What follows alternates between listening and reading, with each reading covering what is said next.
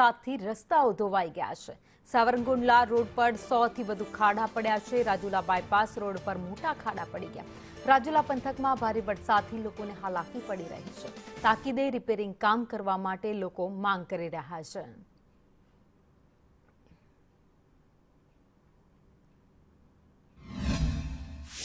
સમગ્ર રાજુલા જાફરાબાદ પંથકમાં છેલ્લા 7 દિવસથી ખૂબ જ વરસાદ વરસ્યો છે।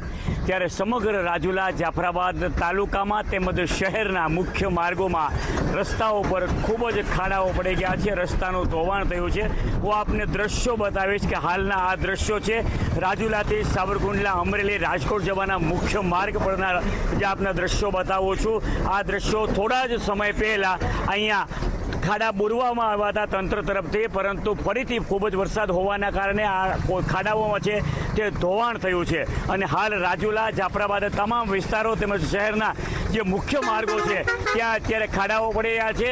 લોકોની અત્યારે માંગ ઉઠી છે કે આ રસ્તામાં તાત્કાલિક ખાડા બોરવામાં આવે જેથી કરીને અકસ્માતોની ઘટના બનવા ન પામે।